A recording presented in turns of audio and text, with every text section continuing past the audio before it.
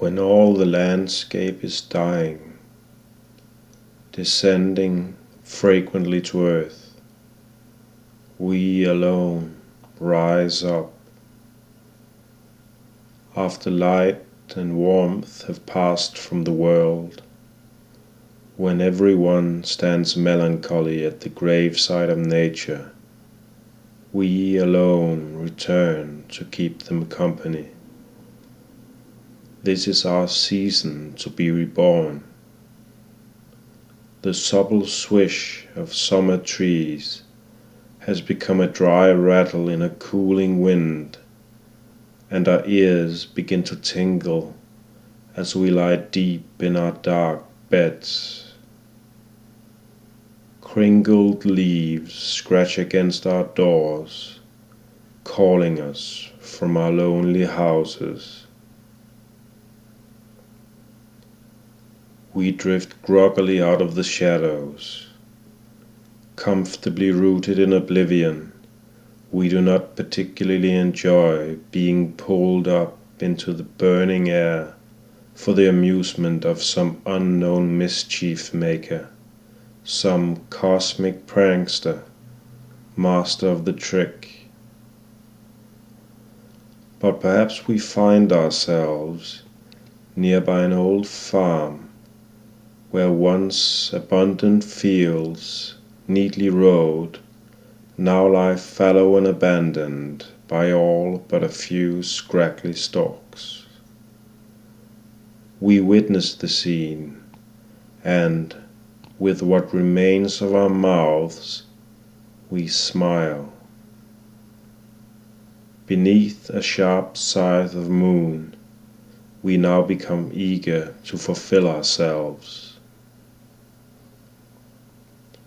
We do not hate the living, no more than night hates day.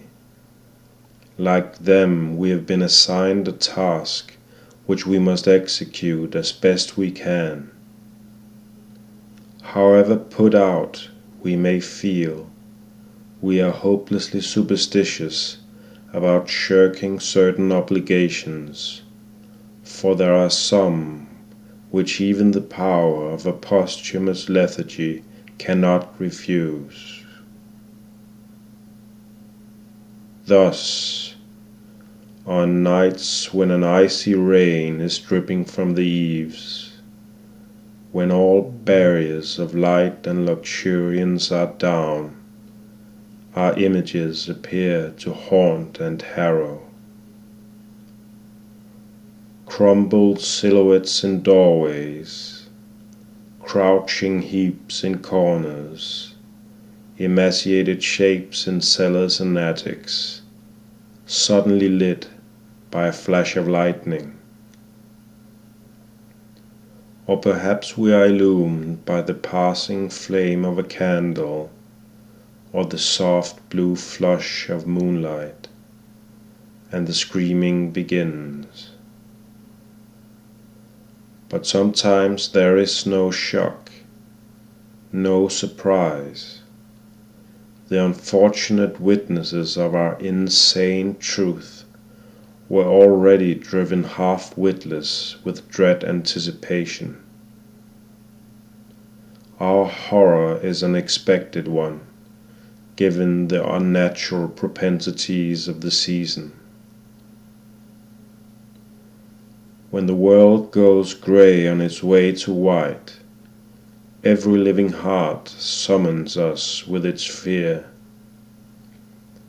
And if circumstances are favorable, we will answer. We take as many as we can back to the grave with us, because that is our task. Our senseless cycle is out of nature's season. We go our own way, deviates of matter, longing to bring an end to the charade of all seasons, natural or supernatural. And we are always dreaming of the day when the frenzy of summer dies out evermore, when everyone, like a shriveled leaf, sinks into the cooling ground of a sunless earth, and when even the colors of autumn have grown dull for the last time, dissolving into the desolate purity of an eternal winter,